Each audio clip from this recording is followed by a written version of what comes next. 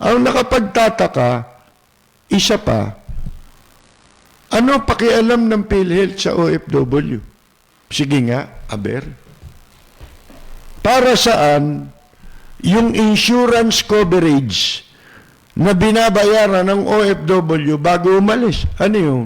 Para lang sa mamamatay, mga kaibigan? Para lang sa mga-aksidente? Oh, dapat yung covered yun, pati yung pagpapa-hospital dyan. Ang totoo nga, hindi na dapat magbayad yung mga yan eh. Alam nyo kung bakit? Ito yung matagal ko nang sinasabi na sa panahon pa lang ni dating Pangulong Marcos, nung bandang huli na ng administrasyon ni Presidente Marcos, ito na yung sinasabi namin sa radyo, mga kaibigan. Bagito pa tayo sa radyo noon. Pero ito na ang madalas nating sabihin noon. Yung pera ng OWA, kung ginamit yan sa kapakanan talaga, kasi pangalan, Overseas Workers Welfare Fund, nung una yan eh. Overseas Workers Welfare Administration. Welfare. Ano ba yung sabihin ng welfare? Di ba sa kapakanan ng OFW? Mga kaibigan. Kung noon pa namin sinasabi sa aming programa na dapat kung merong pagkakagastusan, yung pondo na yan, sapagkat yung pondo na yan ng OWA, trust fund yan. Hindi pera ng gobyerno yan. Halimbawa, nagbigay ako ng butaw, yung aking kontribusyon sa OWA, hindi, kung binigay ko sa OWA na isang government agency, hindi nangangahulugang ibinigay ko na yun sa gobyerno. Ang ibig sabihin nun, ibinibigay ko yung butaw ko para i-manage ng gobyerno. Para saan? Sa kapakanan ko bilang OFW at kapakanan ng lahat ng nagbibigay dyan ng butaw. Lahat ng OFW. Mga kaibigan, trust fund lang yan. Kamukha ng pera ng SS, pera ng GSIS. Mga kaibigan. At kung merong dapat pagkagastusan ang nililikom na pondo ng OWA, yan ay dapat gastusin doon sa mga proyekto na direktamenteng may kinalaman sa kapakanan ng mga OFW. Kaya nga nung araw pa, sa panahon ni dating Pangulong Marcos, kaya natin sinasabi ito na dapat gastusin sa mga proyektong direktamente na may kinalaman sa kapakanan ng mga OFW sapagkat nagkaroon ng mga anomalye sa paghawak ng pondo at lalo na sa paggamit ng pondo. Kinu-question natin huling bahagi ng administrasyon ni dating Pangulong Marcos hanggang sa panahon ni Cory Aquino. Mga kaibigan, pinagbababanatan natin yan. Ano ang sinasabi natin? Binulgar natin ang mga katiwalian. Ano-ano? Yung mga basketball, all-star, mga artista, tapos kalaban, mga professional basketball player, ginastusan yan. Ano kinalaman ng OFW ron? Pero yun ay ginastusan ng pera ng OFW. Yung building ng POEA, diyan sa Ortigas na yan, hanggang ngayon di nasasagot yan. Itinatag yung POEA. Panahon ni dating Pangulong Marcos. Yung building na ginagamit nila, alam ba ninyo kung sino may-ari dati niyan? At kung kanino nabili ang building na yan? Iyan ay pag-aari ng pamilya Silverio. Sapagkat yan ang dating Delta Building, Delta Motors. Corporation. Yan po yung dealer ng Toyota dito sa Pilipinas, mga kaibigan. Oh, ibinenta yan. Eh, may nag-broker niyan eh. Yung nag-broker, kumita, at yung mga nasa gobyerno, lalo na sa labor, kumita sila dyan. Dahil nagkaroon ng overpricing. Oh, ngayon, pinagbababanatan natin yan. Pero tayo, laging merong kapalit sa kabila ng pagbatikos natin, nagbibigay tayo ng suggestion. Na kung tawagin nga yan, hindi balik ang bumatikos, basta may suggestion kang maganda. Oh, ano ang suggestion natin? Yun din naman ang ginagawa natin ngayon. Bumabatikos tayo, pero sinasabi natin kung ano yung tamang gawin. O ano, ang daming anomalya niyan, lalo na pagpasok ni Cory Aquino. Oh, ano ba yun? Sa panahon ni Marcos, tatapatin ko na kayo. Basketball. Ano pa ba yun? Yung pinautang yung... Basta ito, between Marcos and Cory administration.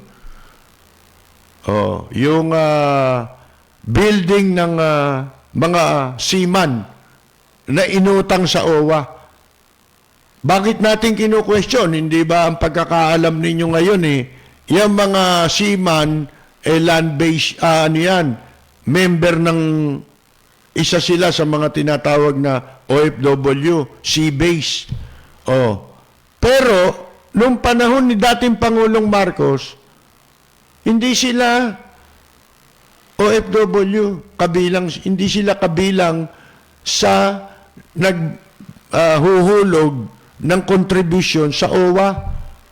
Yung OWA, nagsimula yan, Welfare Fund Administration, na ang naglalagak lang dyan ng contribution ay mga land-based na OFW. Pero, pinautang. Anomalya na naman yun. Siguradong nagpartihan na naman yun. Kunyari, utang, ipinagpatayo ng ospital sa tabing building mismo ng Department of Labor. Akalain ninyo, yung seaman, nagkaroon ng ospital sa pera ng mga OFW, mga kaibigan, na hindi naman sila contributor. Pero, itong mga OFW, walang sariling ospital. Nakita na ninyo? Oh. Kaya yan, binabatikos natin nung araw. Kaya sabi natin, kung talagang susundin ang mandate ng tanggapang yan, mga kaibigan ng OWA, para igawa ng proyekto o para sa kapakanan ng mga OFW, walang ibang pinakamaganda kung hindi direktamenteng makikinabang sila kung magkakaroon sila ng sariling ospital para sa mga OFW at sa kanilang pamilya. May panahon pa ni Marcos hanggang sa panahon ni Cory, binabakbakan natin yan, sinasabi natin yan. Ano pa? Eskwelahan. Oh, ano pa? Ang sabi natin, magtayo ng OFW bank. Para maging self-liquidating yung bangko. Kasi nung araw, ang malimit na nagiging problema, remittance. Napakatagal dumating o matanggap ng pamilya yung padalang pera ng mga OFW. Kaya yan, mga sinasabi nating, di ba anong pag-upo ni Presidente Duterte, sinasabi natin ulit yan. Dito rin sa impilang ito, mga kaibigan. Ang sinasabi nga natin, yan, ngayon, ito, pwede nang gawin ito. Kasi, tayong lahat naniniwala, magagawa lahat yung magaganda pagpasok ni Presidente Duterte. Yun ang inaasahan ng sambayan ng Pilipino. Lalo-lalo na, napakalaki ng naiambag ng mga OFW para manalo si Presidente Duterte. Ito na yung pagkakataon para maibalik ang pagkilala, ang tunay na pagkilala sa mga OFW sa pamamagitan ng pagpapatupad ng mga makatotohanang proyekto na hindi naman kukunin sa pera ng gobyerno, kundi sa sariling pera ng OWA. Hindi ho pera ng gobyerno yung OWA. Yan hong OWA ay trust fund yan. Ano ang balakid? Sige nga. Para ika nga maisagawa ng gobyerno. Maipatupad ng gobyerno yung mga proyekto na yan. Wala Mga kaibigan Una, hindi sila subject ng Commission on Audit. Mga kaibigan. Kaya kahit anong proyekto pwede mong gawin. Dahil hindi nga yan pera ng gobyerno. Pera yan ng mga OFW. Ginawa ba?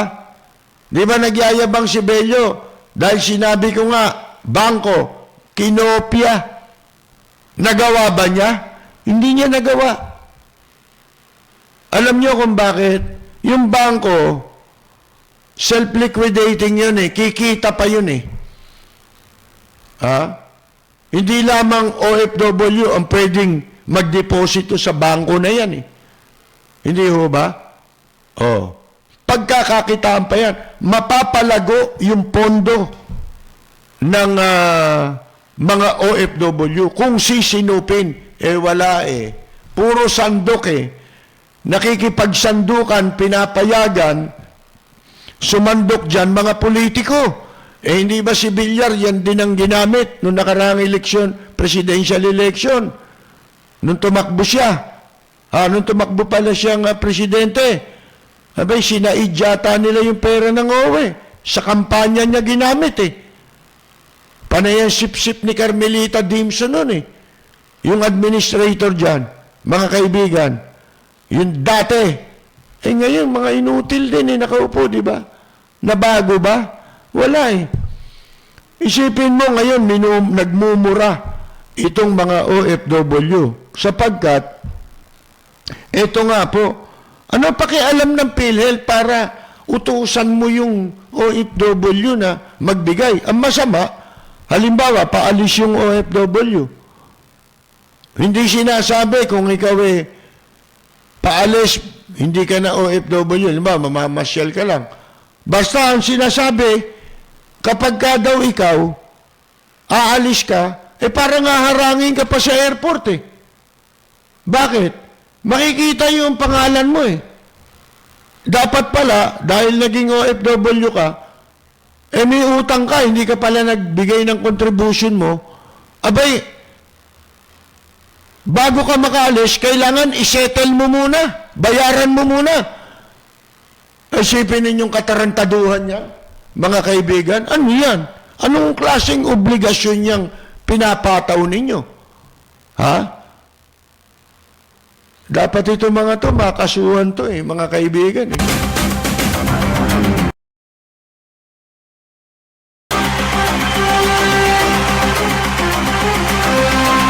mga kaibigan nung panahon nga na si Jinggoy, kanino bang panahon yun? Panahon yata ni, kwan yun ni Panot. Mga kaibigan.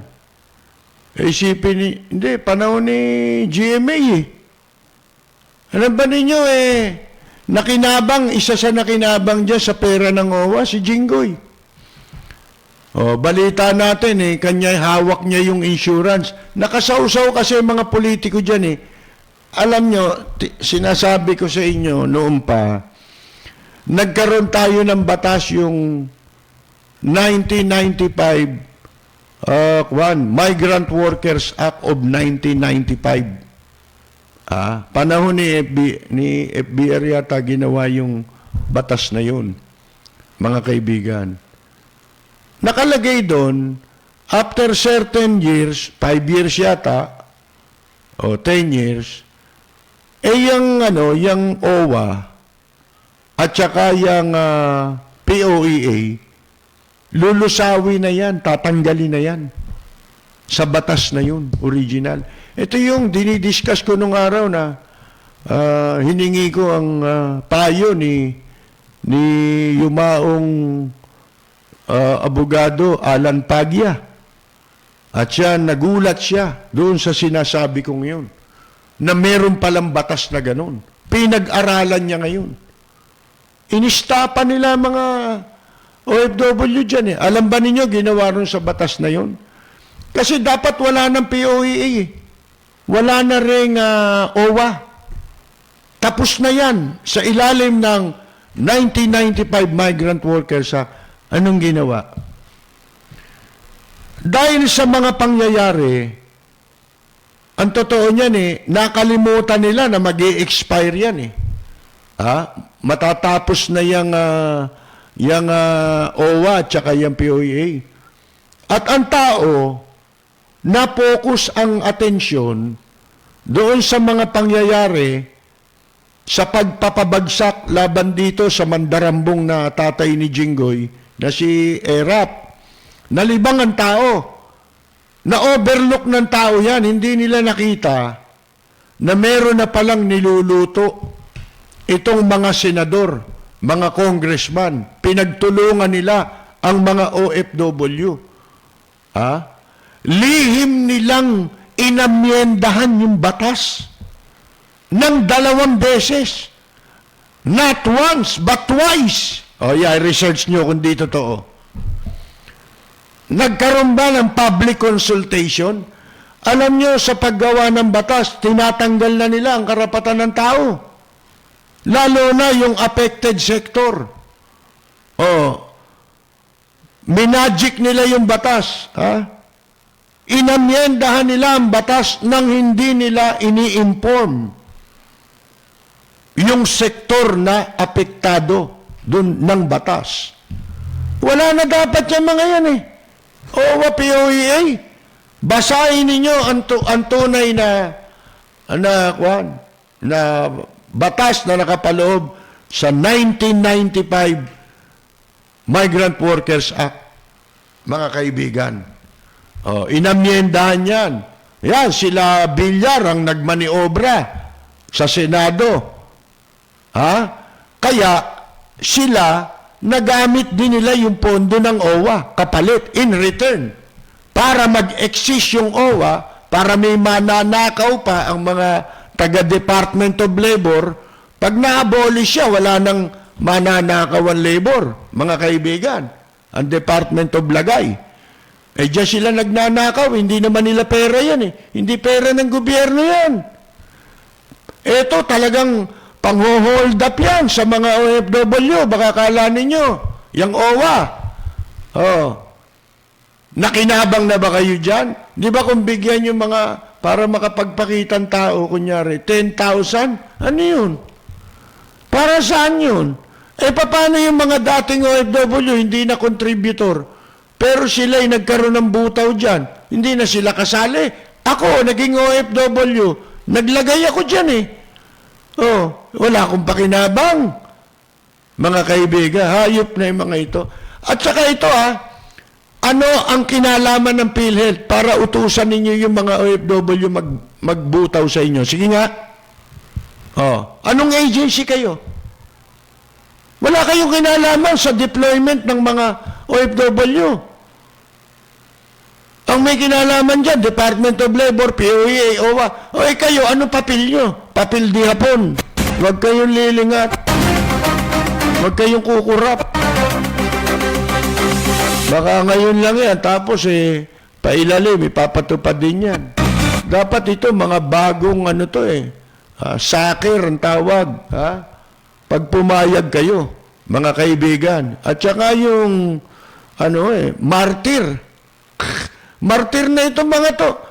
Naghahanap buhay sa ibang bansa para na lang buhayin kayong lahat at papanagutin sa lahat ng problema rito. mga kaibigan, oh. Ngayon, mismanagement ang tawag dyan, pagka ganyan. Kung saan-saan na tayo pumupunta, naghahanap ka na makukolekta mo. Wala na kayong alam kolekta, kundi OFW. Lahat na lang, dyan nyo kinukuha. Ha? Kolekta ng OWA, ng POEA, mga kaibigan, no? Insurance, anak ng...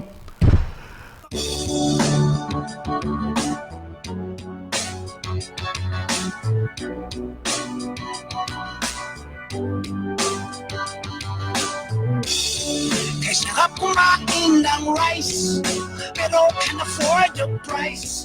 Karne, gulay at fish, gasolina, dilis, mga presyo'y kakainis. Hay! Bakit ba tayo'y naghihirap? Habang ang iba'y napapasarap. Kahit anong sikap hanggat may mga kurap na ang business nila ay crime. Kukurakot sila doon sa left, kukurakot din doon sa right.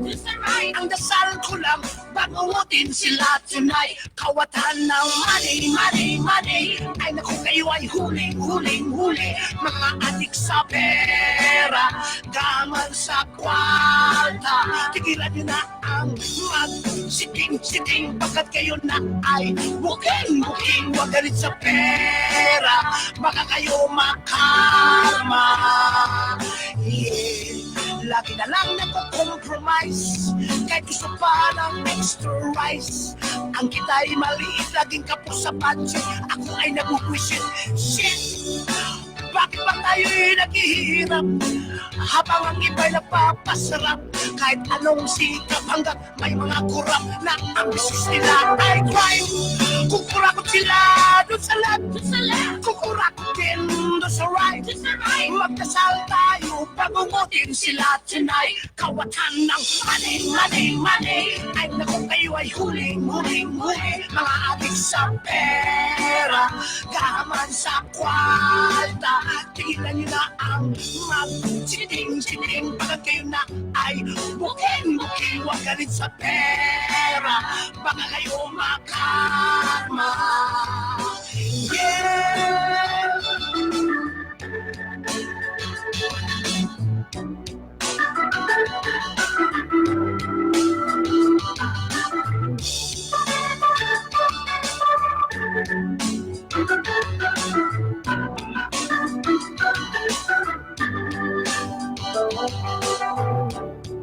Kukurakot sila dun sa left, kukurakot din dun sa right. Ang dasal ko lang, bangungutin sila tonight. Kawatan ng money, money, money. Ay naku, kayo ay huling, huling, huli. Mga adik sa pera, gaman sa kwarta. Tigilan nyo na ang mag-siting, pagkat kayo na ay booking, wag galit sa pera, baka kayo makarma. Kawatan ng money, money, money. Ay naku, kayo ay huling, huling, huli. Mga adik sa pera, gaman sa kwarta. Tigilan nyo na ang mag-siting, pagkat kayo na ay booking, wag galit sa pera, baka kayo makarma. Kawatan ng money, money, money. Ay naku, kayo ay huling, huling, huli. Mga adik sa pera, gaman sa kwarta. Yeah.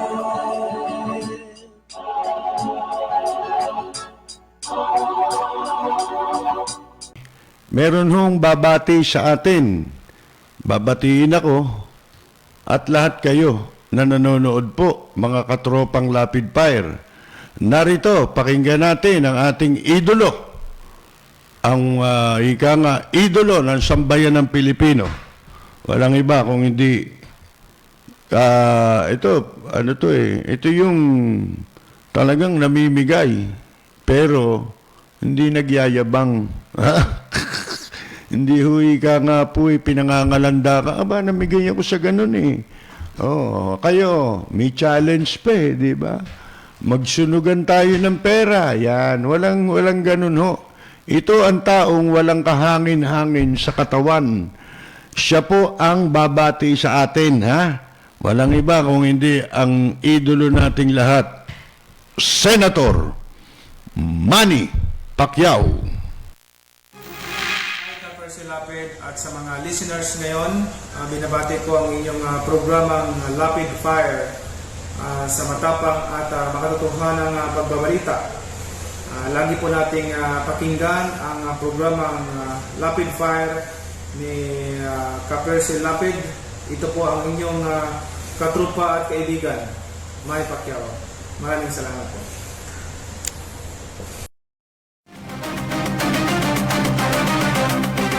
People's Champ, Manny Pacquiao.